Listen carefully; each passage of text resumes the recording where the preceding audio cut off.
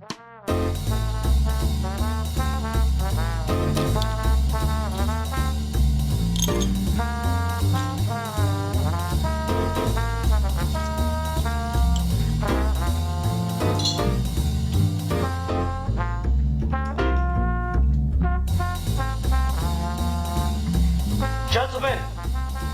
the time has come once again to discuss things.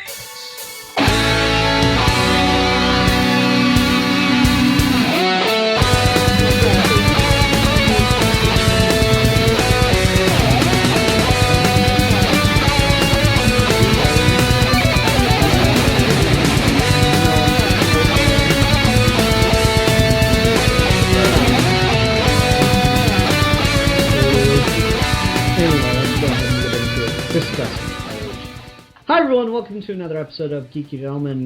We are replacing fan film reviews with more history-related reviews, just because there's not very much selection when it comes to period piece fan films.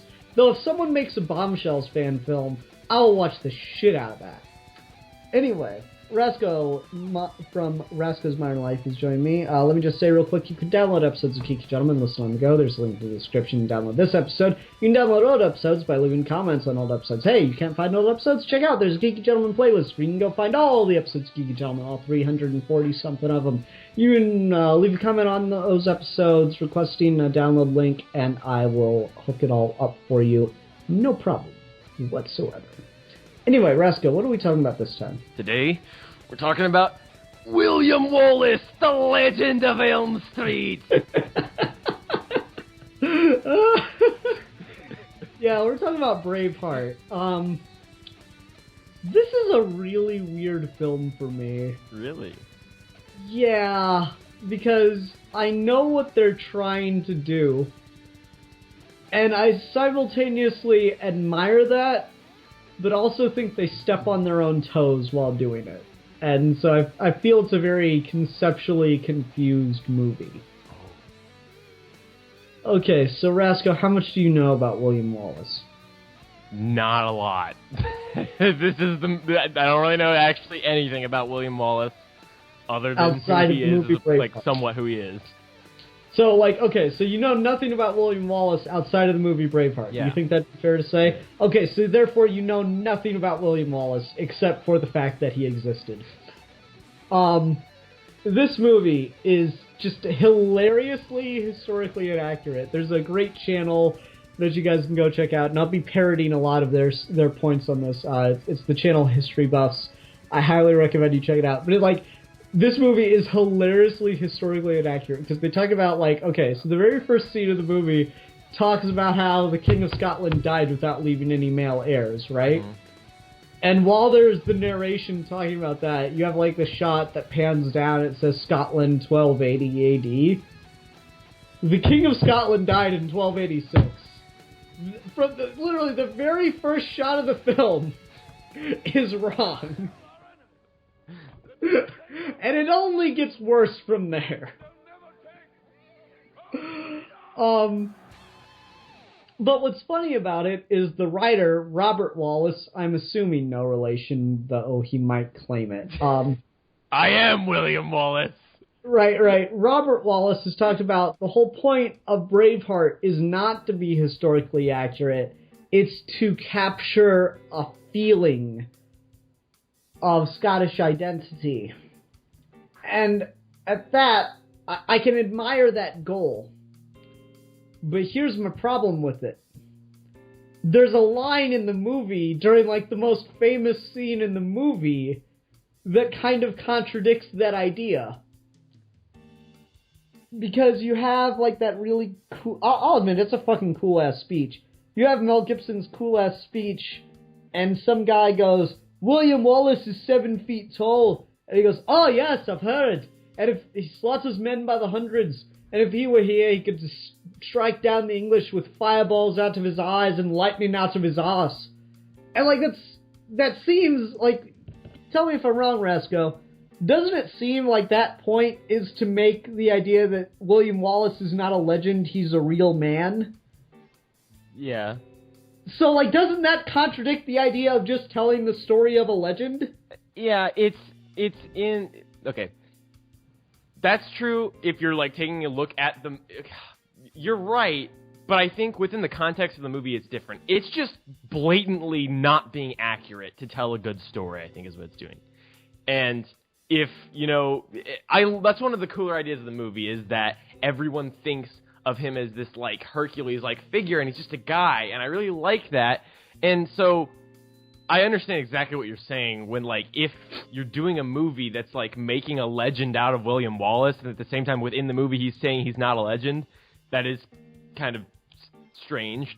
It's like fundamentally opposed to itself. It's conceptually contradictory, and that's weird. So, like, I appreciate the idea of doing a movie that's more about the spirit of a national identity and the idea of pride, as opposed to being 100% historically accurate. I can understand and appreciate that idea, but if you're going to do that, then you have to sell yourself as that, and that's not what this movie does. This movie sells itself as if it is historically accurate. Like, it sells it, like, when you have a scene where it's like, I'm not a legend, I'm a man, and you do things that are, you know, more or less believably happening on screen, then I'm sorry, that's a contradictory idea. That you're showing, like, it presents itself as if it is all historically accurate if you just ignore history. And so it's such a weird relationship with this film. I don't know how they want me to No, I take that back. I know exactly how they want me to take it, but I don't think they understand that writing it. I feel like they maybe wrote that speech before they wrote the rest of the movie. Yeah, I don't know. I think it comes down it comes down to, ultimately, I think they just didn't care about that, right? So, like, and that doesn't bother me, really. Like, I understand your point. It doesn't bother me in the slightest, though, just because it's just, I can look at the movie and say, yeah, this is not a movie that I go to for an education on anything regarding this subject, okay? But within just the film itself, there's so much fucking good in that movie that, like, I totally get your point. It just doesn't bother me at all, really. I don't know if I agree with that. I think it's got some really cool moments and stuff, I'll agree, but it's also a really typical movie. Like, we were joking about this as you were picking the next, what we're going to review on next regular episode. This is just The Patriot again. Or, well, before The Patriot. The Patriot is just Braveheart again. Like, honestly, that's all it is. It's a very typical thing. You just have, like, this unapologetically evil villain in the British, and you, like, it's funny that, once again, I'm going to be parodying history buffs so much, but, like, there's even an almost identical dialogue exchange between Braveheart and the Patriot. Like, I'm trying to remember the specifics. It's when the Irish guys join Wallace's rebellion. They're like, do I get to kill English people by fighting with you? And he's like, yes. And then there's, like, a French guy that joins the rebels in Patriot. He's like, do I get to kill Redcoats by fighting with you? Yes, you do. And so, like, it's the exact same thing. It's the exact same fucking thing. It's just silly. It's just silly, man. So much of it is just typical. He was a farmer who wanted a simple life, but then they killed the woman he loved, so he fought against the evil empire. Just... Yeah, that's the thing. I don't think you'd be making that comparison. So Mel Gibson adamantly only does very specific types of movies. He does movies about people that either, and I was talking about Connor with this, and Connor pointing this out. One of two things. It's either people that want to die, so characters that want to die, like Mad Max, and then or warriors that are, like, in some sort of war. So that's more just like a Mel Gibson trope. Like, he always goes for those kind of things. And so...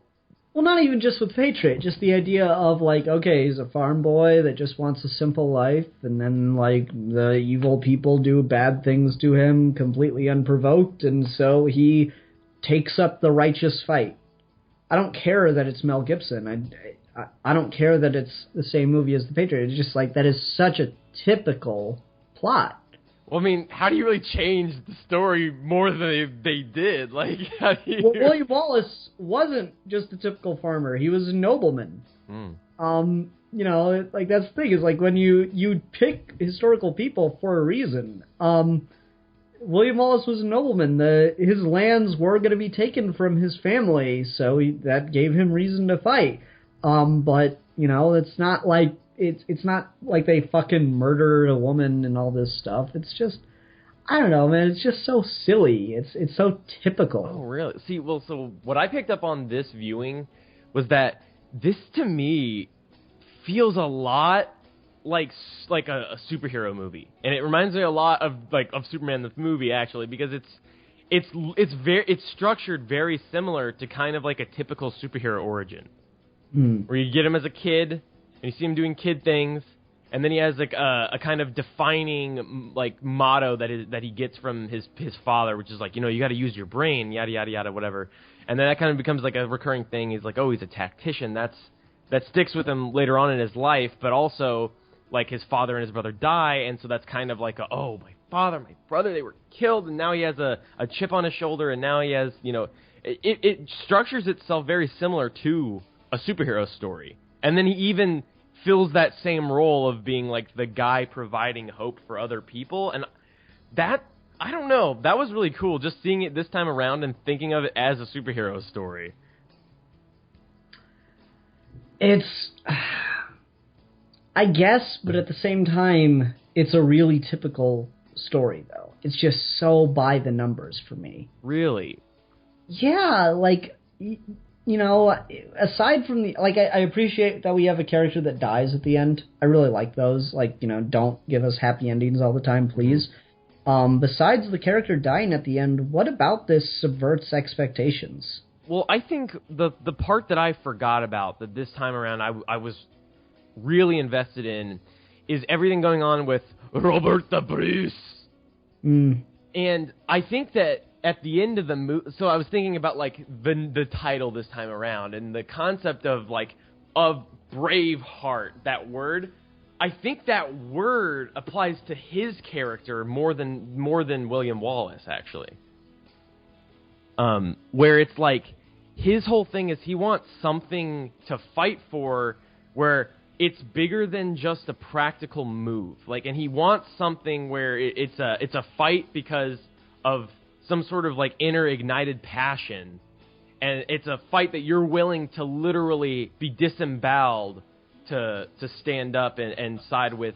He wants to be on that side of this conflict.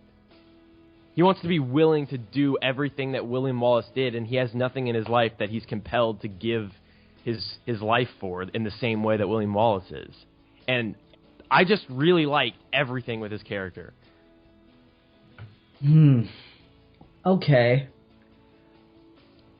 I'm trying to, like, pick an example where that parallels directly.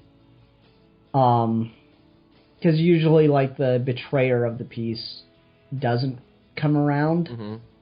But I'm trying to think of something where we've already seen it, and I don't know, I guess that works better than I give it credit for. I'm just so, like, this movie just makes me not like it in spite of the stuff that it does well, you know?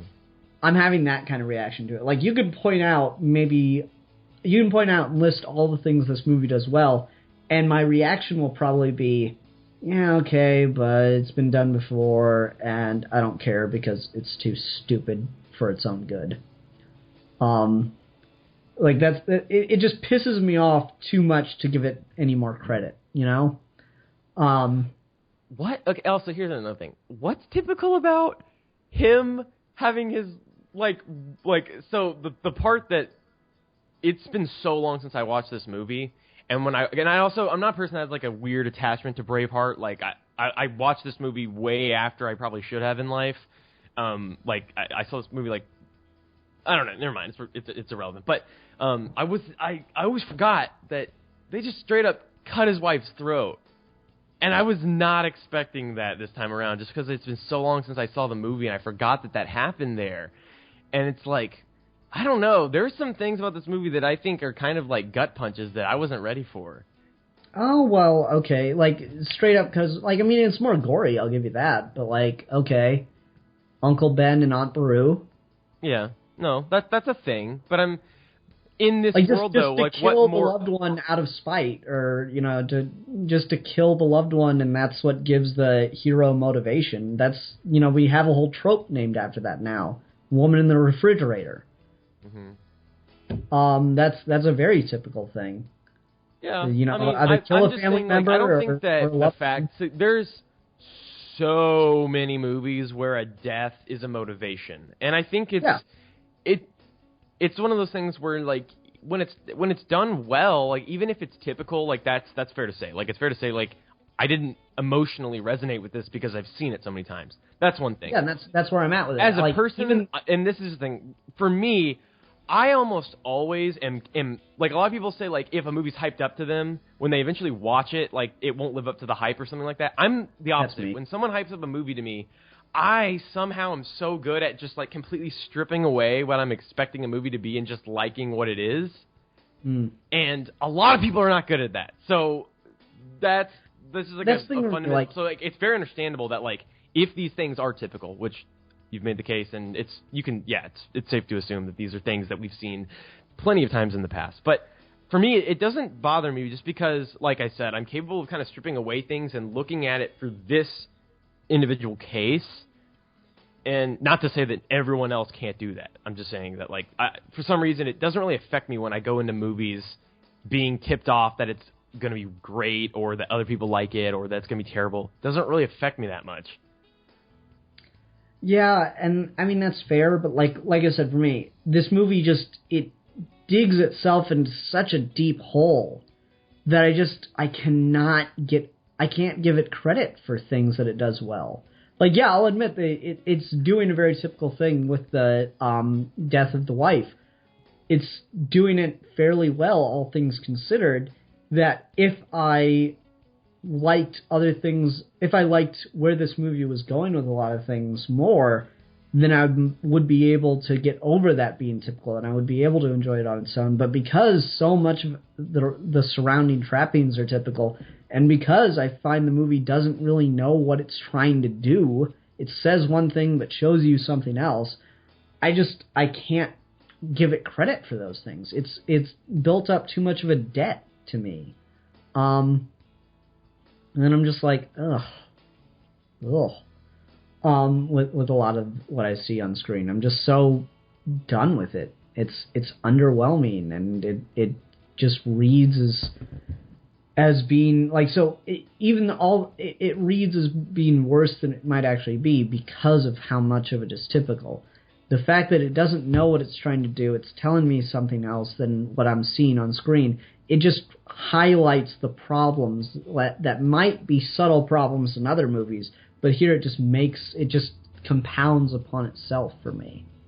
It's weird, because I'm thinking about a lot of things that I'm trying to, like, put it in perspective, because it's a lot of things I keep thinking about now. Like, I actually think that a lot of things aren't as typical as maybe you're making them out to be. I mean, maybe it's just me. Like, the whole idea with it being motivated by his love interest, actually thinking about that more now, I actually like that, because I think the point is it that he's fighting just to avenge his dead wife? Or is he actually principled, and this is about something bigger, and it's about freedom? And then, and even his own, and the other two guys, what are the names of the two guys that follow him? They're like his two best friends. I forget what their names are. But even those guys, they're like, what is this about? Is this about freedom, or is this about because you think she's watching you? And he's like, she is watching me, and your father's watching you. And then that whole thing. And then by the end of the movie, though, I just love how the last scene is just this definitive, like, no, like, yes, this was, this anger came from this really horrible thing that happened to him. But the principles behind him is that it is ultimately about freedom, and it's about the ability to control your own destiny. And I really like that. And I think that you kind of have to raise that question of, yeah, is this just kind of like a, you killed my wife, I'm pissed at you now type of thing, or is it more than that? Well, yeah, there are plenty of things where it's more than just the person died, and so now I'm angry, but it doesn't change the fact that that's a typical motivator. Because from what we understand, seriously, there's a scene where they ask him, hey, join our rebellion, and he's like, no, I just want to farm and raise a family. And then they kill his wife, and he's like, now I want to be a rebel. That is the motivating factor, even if it turns into being about something else. I don't know. I can see how people enjoy this, but I don't. I don't think anything's going to be said to change my mind on that. I feel that it's a very by the numbers kind of story that maybe it's told well when you take it on its own, but it's hard not to separate it from the context of what it's talking about and to not see the grave that it's digging for itself. So even if those typical things are done well, it's just like, okay, but it's still so typical. So it's not like a good story, really original, interesting take on its own. It's a typical story that's being insulting to actual history. And, there are other things where I'm just like, it was the 90s, so whatever, but there are other things where I just find it kind of, I don't want to use the word disgusting, but verging on that, where it's like, oh, well, the son is gay, so he can't be a competent ruler. And, if you're, the English queen is impregnated with the Scottish bastards, so we're really the ones that were ruling the country. Well, great, then you were really monsters, if that was actually true, which it wasn't, but still. There's just so many things like that where I'm like, that's just, no. I'm just so, put off by those things. Yeah, and, this is one of those questions that happens when you tell a true story. Are you really obligated? I honestly don't think they're really obligated to do history justice at all, honestly. Unless you're claiming that this is some sort of informational thing and that this is where you need to go to get your education. I don't think you're really obligated to accurately...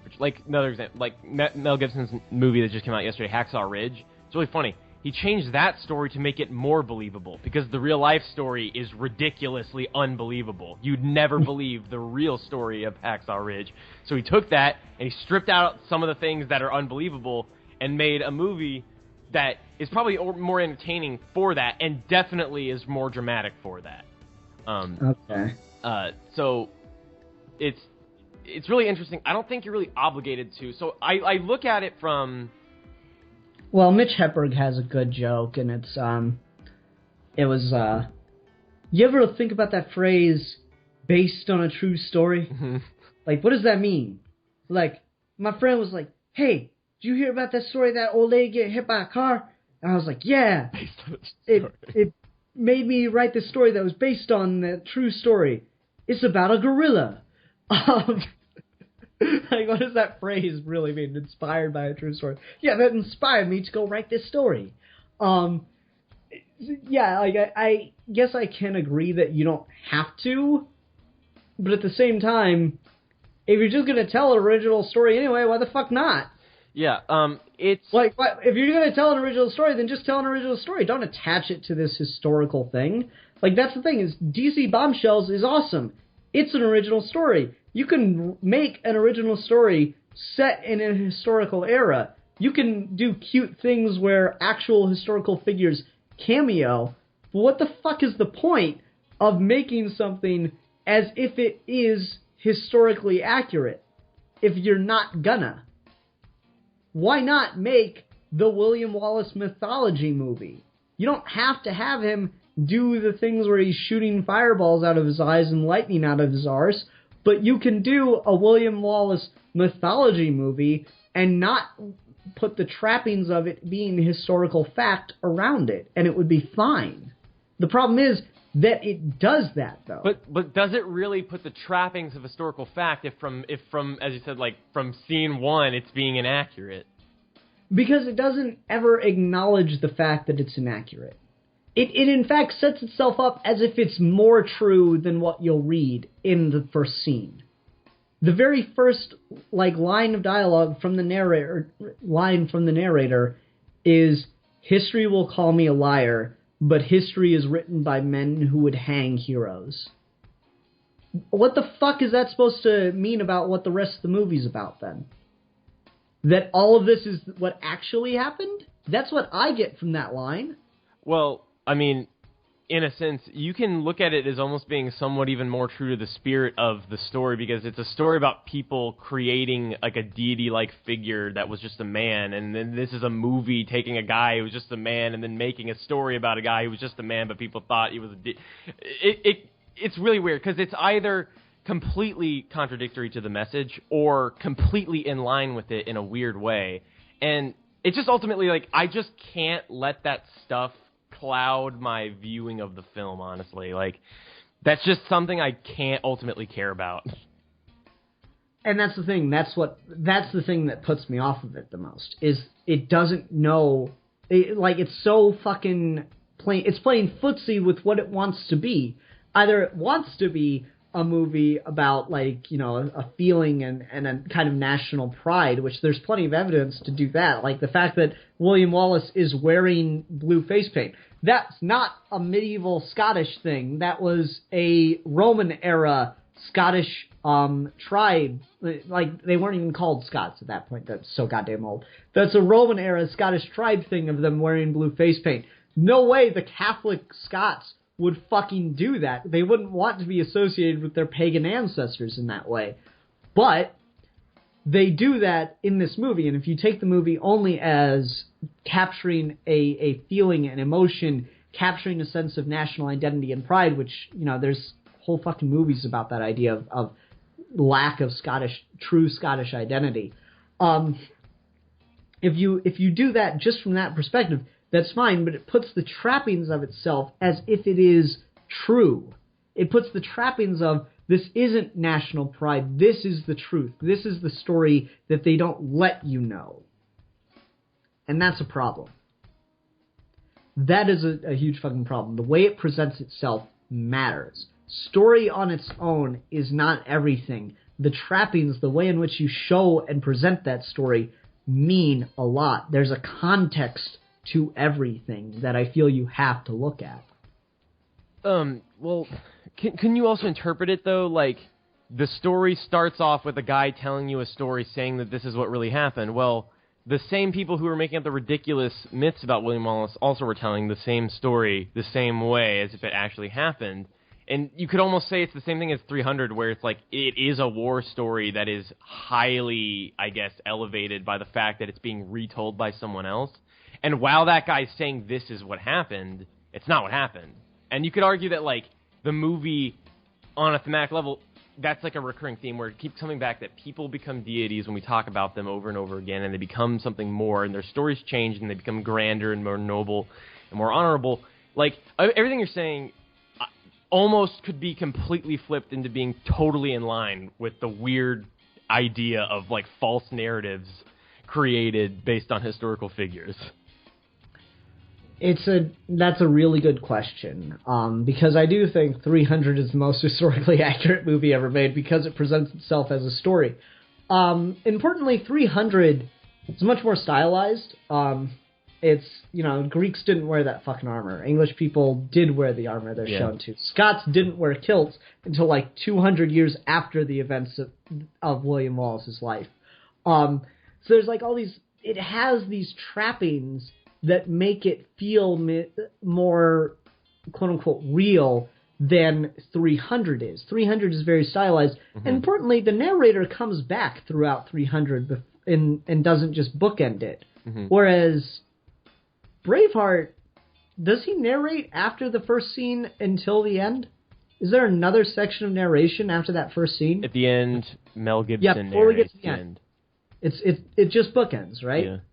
So it doesn't feel like a story anymore. It just feels like basic, Star Wars scroll setup, and right? You can say that it doesn't feel like it's... You can complain that the fact that it doesn't feel like it's a story being told is a problem. That's a fair complaint. But it does start off that way. So... Actually, importantly, it doesn't. Because 300 starts off as a story. It comes back to being a story at a bunch of different points, and it ends as a story. Mm-hmm. We're not given any impression that the first narration is someone telling you a story. It reads like if you don't have, like, if you cut out the narration at the end, that beginning narration would seem like nothing more than set up to give you context of the events you're about to see. Yeah, but I was saying, like a story. Yeah, but at that point, like, so you were saying earlier, though, like, it comes across as if it's someone telling you that, like, this is the real story. Do you mean that someone being, like, a non-entity that's just, like, a personless voice? Or do you mean, like... Yeah. Okay. Like, the way that you're given, just from the line, not looking at the way in which, the way it comes back later, just from that line of, history is written by men who would hang heroes. That seems like you're about to see, the true story of what happened. Like, I'm trying to think of an example. I know there's another movie that does this shit, and I cannot put my fucking finger on it. I hate that feeling so much. But I've seen other things that do this, of like, here's what really happened kind of thing. Okay, this is gonna be silly as shit, and, like, possibly... like, compares the level of insulting stupidity that this movie gets to at times. So there's an animated Titanic movie. Oh. Featuring Mel Gibson. No, not with Mel Gibson. The Captain. Yeah, there's an animated Titanic movie. And it starts out with a cartoon mouse talking to his family of cartoon mouse children about how he was on the Titanic. And how the true story wasn't that they hit an iceberg. Jeez. Oh yeah, it gets so good. Nostalgia Critic has done reviews of it. It's pretty fucking hilarious. They didn't hit an iceberg. There was really some criminal sharks colluding with a capitalist living on the Titanic to sink the boat. What? Right? What? Right? Like that's the thing. It's like, here's the true story of what happened. So, what's insulting about that, if anyone takes the events of this film as the true story of what happened with William Wallace and the occupation of Scotland, it's fucking horrible. Like, there's no conclusion to draw other than the fact that the Scots are Jesus and the English are Satan. Like, there's no other way to look at that. Which is accurate. Yeah, and so that's the problem, is if you're gonna do just a bullshit, mythological story anyway, then don't put yourself in historical trappings. Be more stylized with it. You're not capturing an emotion at that point. You're just being inaccurate for the sake of being inaccurate. See, I don't want to throw the baby out with the bathwater. Like, it's perfectly fair to say that these are issues with the film, but I feel like ultimately, like, at this point, like, it's still almost like a discussion about, like, things outside of the movie, which is always an issue. Like, I never want to say a movie's bad because of things that happen outside of second one of the film to second over. That doesn't mean you can ignore historical context, but that does mean, like, we have to make sure we discuss movies. The thing we're talking about is the movie itself, and not inaccuracy. Like, it's important that we have some sort of, like, hierarchy of, like, what do we value the most when we're talking about something in particular. I think most importantly, you have to talk about the thing itself as an entity, and then the thing itself as a cultural presence, and, like... And my problem with the thing itself is it presents itself as if it is more accurate than actual fact. That's a problem. How do you know it's not? This was the true story. Yeah, this is the whole, you weren't there, you don't know. No, I mean, like, okay, with just actual facts that cannot possibly coincide with this movie. Okay, the French chick, the princess, the future queen, she was 9 when Wallace died and still living in France. So, he didn't fuck her and get her pregnant. to be the future monarch of England. That didn't happen. That is factually inaccurate to the events shown in the film. Yeah. I think, it's almost to the point where if it's so inaccurate that, if it were saying that this is truer than fact, and then it was, kind of accurate, but a little bit not, that's one thing. I think when it says this is truer than fact, and then it's blatantly the exact opposite of that statement for the rest, at that point, I just am like, okay, I don't care anymore. It's obviously... Well, that's what this is, though. This presents itself as truer than fact. We don't find out that it's a story until the very end. It presents itself as truer than... If it's a story, who the fuck's he telling the story to? That's another important thing. No, I'm saying, yeah, but since it's so completely the opposite of fact, it doesn't bother me when facts are wrong, because it's clearly not... You talk about, when what Avatar's trying to do. Avatar's trying to be a visual masterpiece. Braveheart's not trying to tell a historically accurate story, so to criticize it for trying to tell a historically accurate story doesn't really make sense. My thing is, I'm not criticizing it for trying to tell a historically accurate story. I'm criticizing it for presenting itself as history, really.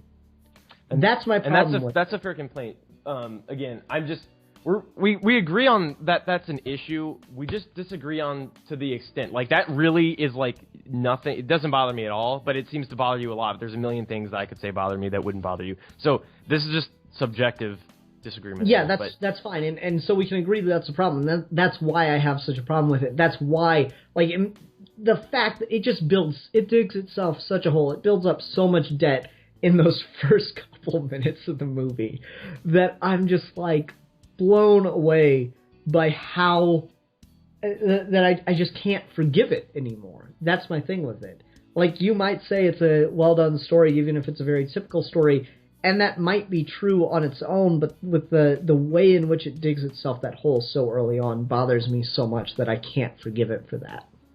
Also, what are some of the things that came out, because I'm trying to think, a lot of the things that we'd consider typical, when did they come out? I'm trying to think about, some of the things that, especially movies that someone gets killed and it inspires someone to kind of become, a superhero almost. That's more of a Star Wars. I feel like a lot of things may have become more tropey now. No, those tropes have existed forever. Don't fool yourself. I'm sure that they have, but I don't know. No, I mean, we can go to Shakespeare, Hamlet. Absolutely. I mean, that's not what I'm not saying that, are these things that, I'm just trying to... I don't know. I don't even... Never mind. No, I'm just saying these tropes, these are tropes that have existed forever. Family member is killed, and that inspires the hero to, take action. In Hamlet's case, he doesn't take action. He spends the whole play questioning whether he should take action.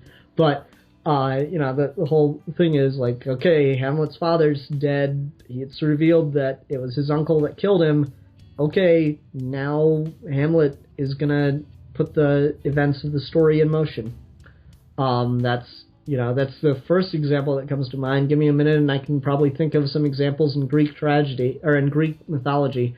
Yeah, got one. Okay, Zeus is inspired to action when learning about the fact that his father has been eating all his siblings. And then he castrates Kronos. Just like William Wallace. Yep. I don't know. There's a lot of stuff like that where I'm like, yeah. It's a trope that's been around for a very long time. Those historical inaccuracies towards his torture, that's where they start to build up. Everyone knows. It's weird because his torture... It's weird because his torture is more brutal than what they show in the film. It is, and also they filmed, they actually, when they were disemboweling him in the film, they filmed that. But they was test audiences didn't like it, so they cut it out. That scene originally showed more. And it's weird because Mel Gibson, being the torture porn director just a couple years later that he became, you'd think he'd insist that it stay in. I guess. Yeah. I don't know. I don't know. It's just one of those things where test audiences determine too much. I don't know. Yeah, I don't like test audiences. I hate test audiences. I don't think it's...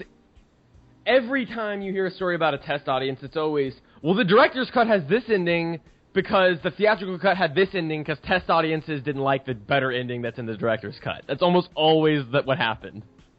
Well, there's the only, like, kind of sort of good example, and it's such a nothing moment that I can think of, is from Dumb and Dumber. Test audience, that scene where he, like, hits her in the face with a snowball or something. Yeah. Like, really, really hard. Like, test audiences laughed when she initially goes down, but then immediately quit laughing when she came up and had blood on her face. So they just cut the shot of her coming back up with blood. That's it. That's the only thing that changed. Because of the test audience. So, yeah, there's very, like, minor stuff I don't mind, but I agree. Changing the goddamn ending and cutting the Joker out of the film, and apparently changing all the implications of his scenes. Yeah, it's an issue audience. when you make one movie, then make a second movie based on what people thought of your first movie. That's an issue. Yeah. We keep getting that with the DC films, where we get a movie, then we get the real movie a couple months later. Yeah. Okay. Anyway, do we have anything else we want to talk about with Braveheart? I think Mel Gibson's a great director. I'll just say that. I think I don't care how much of a great artist he is. He's such an asshole that I don't want to ever see. I'll see his work, but I'll purposefully not pay for it. I won't see any of his new stuff, but, you know, his anti-Semitic ass can go eat a bag of dicks. Do you think he's really anti-Semitic? Like, I mean, I understand, I know what he said, I know, but do you really think that, like, he's a truly anti-Semitic person, I guess? There's a quote, and I can't remember who said it, of course, but, it is in moments where someone is not guarded that they reveal to you who they really are. But you could also say that nobody is their worst moment. You can say that, but again, it's not like this just happened one time. There was the famous one, but then there have been little moments here and there where it slipped out again. I mean, Andrew Garfield he's Jewish. He played the lead in Mel Gibson's, you know, like, I don't know. I just anti-Semitic and, like, terms like that and, like, other, and it's just, like, I don't know, like, there's a distinction between, like, someone who's, like, actively a horrible person that holds these malicious beliefs towards anyone, and someone who probably literally went crazy. And I'm not gonna I'm not saying that anything that he ever said was okay. I'm just saying, like, I just don't know if it's safe to pass judgment on someone like that with that level of fame, and to not at least understand why it's completely reasonable, because it's not a unique thing for celebrities to go off the deep end. So obviously there's something about that kind of perpetuates that. And I'm not saying that anything he said was okay. I'm just saying that I just don't know if he's truly an anti-Semitic person because of anti-Semitic things that he said. Because I don't think that gay sex makes you gay. Like, I don't think having sex with a guy makes you a homosexual. I don't know. It's one of those things where, like, you can think that and you can go support his work if you want, if you really, really want to. I have no interest in it.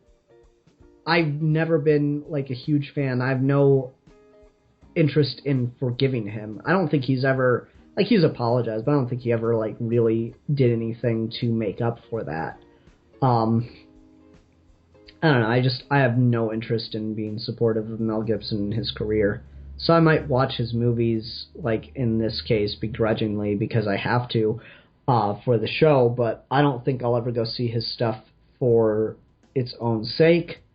I don't think I'll ever pay for anything he's ever done, because I don't want to support him regardless of whether or not it was one isolated moment or him being drunk and uncomfortable and, like, inadvertently revealing a view that he, like, secretly keeps even if he doesn't actively practice it. Whatever it is, I don't care. I don't want to support that person anymore. You know?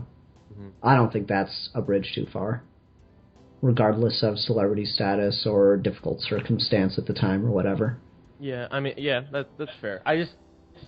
I'm not saying that I ignore what people have done. I'm just saying that, like, I judge people on the person that they are at the moment, not a person that existed in another space-time. And Mel Gibson, I don't know what he thinks, but I do know that people that know him on a personal level really do seem to think that Mel Gibson is a guy that just literally fell apart completely and had to piece himself back together.